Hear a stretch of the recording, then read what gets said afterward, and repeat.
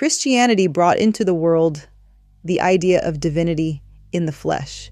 More precisely, flesh presenting itself as divinity. In this way, all the mechanisms it created, from royal structures and modern governments to churches themselves, are distortions of the Torah. They are attempts to turn spiritual ideas into literal, physical movements that appear to exist in the world. This is not a mistake, and it is certainly not forbidden or immoral. It is exactly the role of this movement. To fully understand it, it is helpful to watch other videos on the channel. Several Hebrew roots express this idea from different directions. Today, I want to speak specifically about the church. In this video, the entire unfolding of the word will appear on the screen. It will not be synchronized with my explanations. I recommend watching the video once, then a second time, focusing only on the screen. After the explanations, it will become much easier to recognize all the connections directly from the words themselves. At first glance, or on a first listen, these connections may sound unlikely, but a single Hebrew root always contains within it the entire truth, even when it is difficult to believe. Later in the video, you will see that the force we identify today and call the Christian religion is actually the force of life itself, life in its tangible form, life in the flesh, the reality as we experience it every day. It is the life connected to action, to building the world with human hands. This visible force is, in fact, a cover story for a world beyond human perception. From this comes the confusion that exists inside the religion itself. Many layers of imagination, demons, spirits, a Satan fighting God, a God who is the Son of God or God himself or the Holy Spirit. What many people hear as a religion of nonsense written by human beings is actually an expression of life itself, a struggle between the revealed and the hidden forces. Every statement here is supported by a word that encodes the movement in its ancient cycle. What is perceived today as Christianity was once called Egypt. Pharaoh stood in the place of God. Magicians and sorcerers. Statues, pyramids, magnificent structures, all the work of human hands. Even then, the desire to disconnect from or to deny Yahweh moved through the same motions that are summarized precisely in the verse. Deuteronomy 8:17. And you say to yourself, my power and the might of my hand have produced this wealth for me. The desire for independence is built into the human being, both in personal development from child to adult, and in humanity as a whole through its stages of development. But if, like me, you know that Yahweh is one and his name is one, then you are actually grasping what unity means. Not the unity between nations that sign peace agreements and then bomb each other. Not the unity of kumbaya of a desert retreat, where a facilitator instructs everyone to stand in a circle and hold hands, but a unity that understands the fundamental separation built into creation, yet, through the code, remembers that there is only one source, not bound by the laws of creation. It is the everything and the nothing. It requires no one to create it. This is the essence of the name Yahweh, the Great Zero. All the stories delay the revelation. All the perceptions, the religions, the beliefs, the disbelief, and the doubt. They are expressions of it, keeping everything covered until the right moment. To understand the code, we first need to grasp the idea that words did not come after actions or after creation. The letters that join together to form words are the very things that create reality.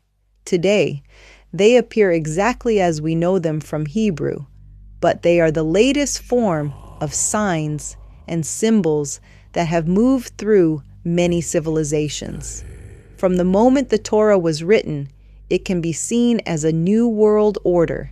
It contains within it everything that existed before. Words like defiance, echo, ancient civilizations connected to people who lived on corn. The word Kedem is associated with the cultures of the ancient East, and so on. More than anything, the letters are connected to numbers that give each word a value. In this great experiment called creation, everything is measurable, and everything can be quantified, because in order to produce reality from matter, everything must receive weight. To understand this more clearly, I will briefly explain the letters that form the root of the word church. The letter Kaf is the letter of comparison, something that appears like something else, functioning like a mirror. The letter Nun is the letter of descending into the lower waters, or more precisely, the reflection on the lower waters. In Aramaic, Nun means fish. The Hebrew word nature means to sink into water. The word Yavan, as in the culture of Greece and the languages associated with it, also becomes a code for life within the lower waters. It literally means a muddy world. The letter Samek is the story itself. Wherever it appears, it tells about the forces of chaos, the circularity, and rotations of the world. It describes the movement within which humanity exists. It is circular and twisting like the motion of a serpent, sometimes repeating itself, sometimes curving from side to side, and sometimes turning completely around. Its appearance is connected to the number 0. The word 0 in Hebrew is associated with the motion of gathering and resetting. 0 is both the nothing and the everything, and through its circular motion, it slowly opens into a single line, the number 1. This is the meaning of the word Israel, to become straight, moving from a circling humanity into a single straight line. In the same way, when the letter Samek is added to the word Torah, it forms the word Hastara, meaning concealment. When the letter Samek joins the letter Bet, the letter of creation, it reveals the real force that turns the world. This is the force called the grandfather. When it is understood, the literal perception of the Father as God and the Son as Jesus begins to dissolve. From the words themselves, it becomes clear that the Father, also associated with words like love, enemy, and the book of Job, is the key to this understanding. He is a mediating force between what we perceive as life and what we perceive as death. The word Son is connected to words such as understanding, profit, building, and insight. And it is tied to everything we already recognize about manifestation, the creation of the world through thought. Within the root of every word, no matter how far it branches, you will always find the same struggle. The struggle between the creator and the created. And the answer is always the same: surrender. Not surrender like a white flag. Not surrender with hands raised in front of the barrel of a tank, but an inner surrender. A surrender that comes from a process whose source is honesty, good intention, and the willingness to say yes to reality. This is the promised land, Canaan. Up to this point, the created being can and must arrive on its own. But from there, another force appears. The force we call the Messiah. It saves. It takes hold of the reins, and it pulls everything forward. This is the moment when the action ends. and reliance on the Creator begins.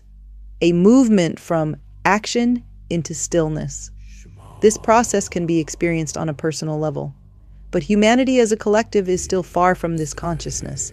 That is why we remain occupied with action. Building, destroying, both are in human hands, both the work of the created beings. In Hebrew and in all the Semitic languages, letters can shift. They can exchange places, and each exchange reveals another layer of the story. When the letter Samekh shifts into the letter Het, the letter of life, new words appear, nusach, a formula or version. To formulate in words, hosen, strength or resilience, hisan, immunity or protection, a vaccination shot. Each of them describes the same idea, life in the flesh, life as a grand experiment. When the letter Kaf shifts into Qaf, new words appear again. Kena/kenasot, fines or penalties. Nesika, ascent or rapid rise. Words connected to fire that rises quickly and high. And the word maskana, conclusion or judgment. When Samekh shifts into Shin, another image appears. Neshika, a bite. The bite of the serpent. The act of clearing weeds, separating, distinguishing, and also the word for interest. One of the prohibitions in the Torah that many people ignore. The shifting letters and also the serpent that appears are connected to the sensing mind of the human being, the intuitive brain, the sensory system, and the human ability to speak and interpret. You will also find Noah, not simply a man in a boat filled with animals, but a code, a promise that one day the world will be free of debts and penalties, and everything will become not only free, but also gentle and graceful. The shifting letters also reveal the Shekinah, the feminine aspect of the Creator.